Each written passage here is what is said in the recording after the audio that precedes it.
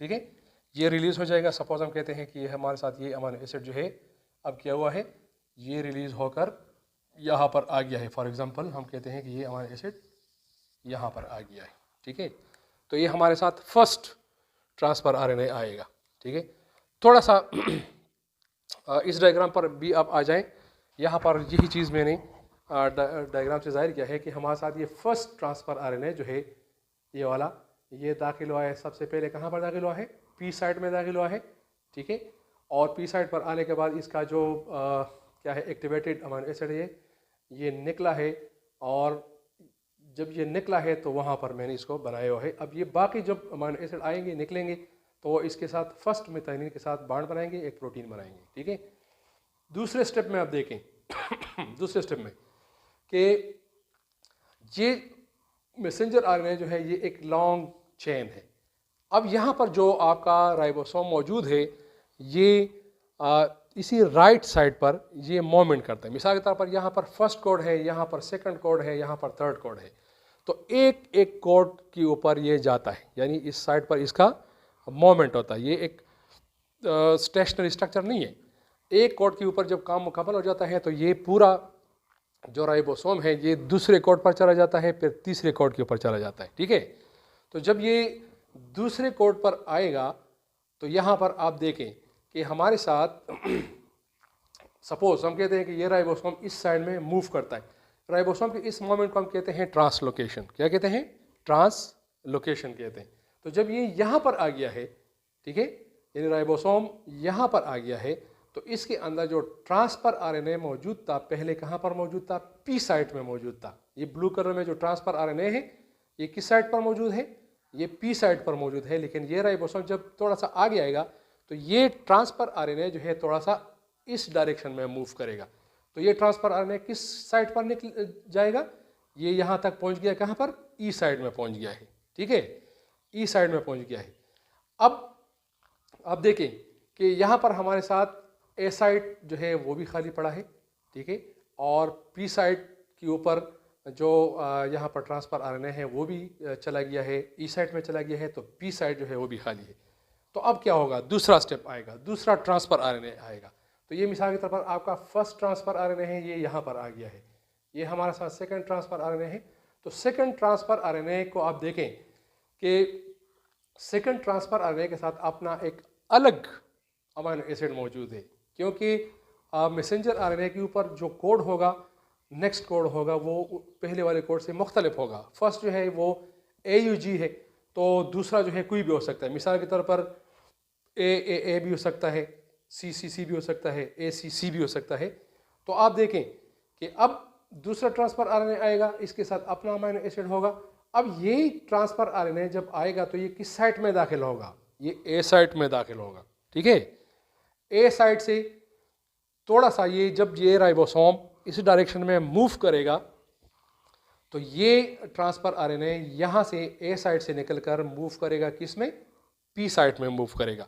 ये P site में आएगा। P साइट पर जब ये आएगा तो वही प्रोसेस रिपीट होगा जो वहाँ पर आपको मैंने बता दिया कि यहाँ पर एक एंजाइम है जिसको हम कहते हैं पेप्टिडाइल ट्रांसफेरेज।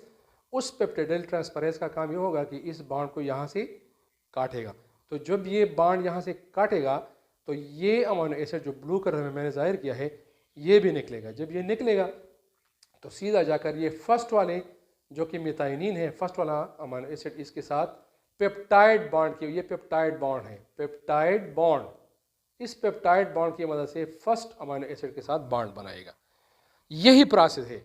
थर्ड स्टेप में अगर आप देखें, थर्ड स्टेप में आप देखें कि जब ये राइबोसोम थोड़ा सा इस साइड पर आएगा तो इस ट्रांसफर आरएनए को आप देखें जो कि ब्लैक कलर में मैंने जाहिर किया था, ठीक है, जो कि पी साइड पर चला गया है। पी साइड से अब ये जो ट्रांसफर आरएनए है ये फिर किस साइड में जाएगा, ये ई में ट्रांसफर होगा और एग्जिट साइड पर, और एग्जिट साइड से ये भी बाहर निकलेगा।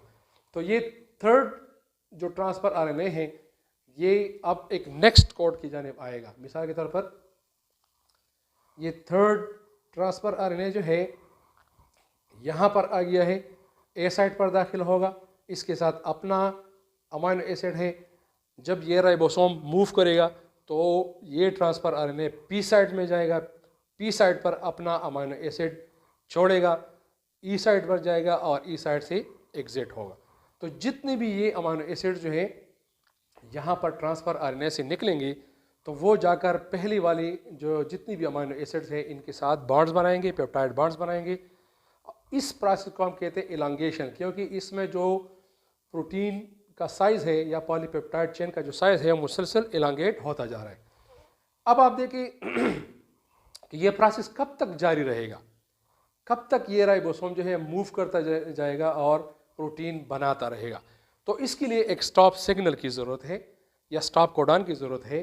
स्टॉप कोडान्स के बारे में आपको मैंने बता दिया कि इन कोडान्स में UAA, UAG, UGA, इसमें से जो भी कोडान जो है मैसेंजर आरएनए के ऊपर आएगा तो इसको हम कहते हैं स्टॉप सिग्नल या स्टॉप कोडान।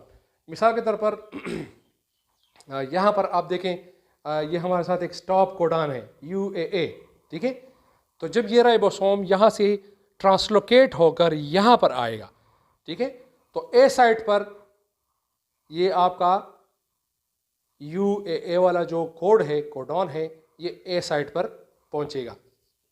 मिसाल के तौर पर ये राइबोसोम का ए साइट है, लेकिन चूंकि ये स्टॉप सिग्नल है या स्टॉप कोडॉन है तो ये अब किसी भी ट्रांसफ़र आरएनए के साथ बॉन्ड नहीं बना सकता, बल्कि इसकी बजाय इसके कि ट्रांसफ़र आरएनए आकर इसके साथ अपने एंटीकोडॉन को मैच करें, इसकी जगह कुछ और प्रोटीन्स आते हैं जिनको हम क्या कहते हैं, रिलीज फैक्टर्स कहते हैं। क्या कहते हैं? Release factors.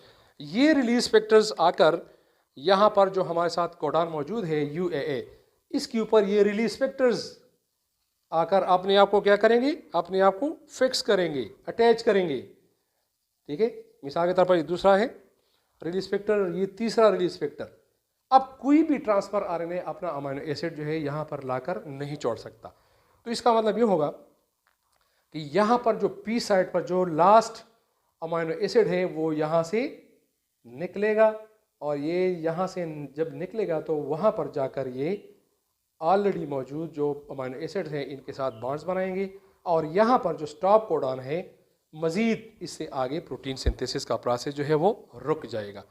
तो इस प्रोसेस को हम कहते हैं टर्मिनेशन। ये थर्ड स्टेप है या फोर्थ स्टेप है जिसको हम क्या कहते हैं, टर्मिनेशन। टर्मिनेशन मीन्स ख़त्म होना, ठीक है। तो टर्मिनेशन में सबसे इंपॉर्टेंट रोल किसका है? Release factors. रिलीज फैक्टर्स क्या होते हैं असल में? These are specific types of proteins. ये ख़ास किस्म के प्रोटीन्स होते हैं जो स्टॉप सिग्नल या स्टॉप कोडॉन के साथ अपने आप को अटैच करते हैं और ये ट्रांसफ़र आरएनए का चांस ख़त्म कर देते हैं कि वो आकर इसके साथ अपना एंटीकोडॉन मैच करें। तो बेटा एक जनरल सा डिस्क्रिप्शन है प्रोटीन सिंथेसिस का।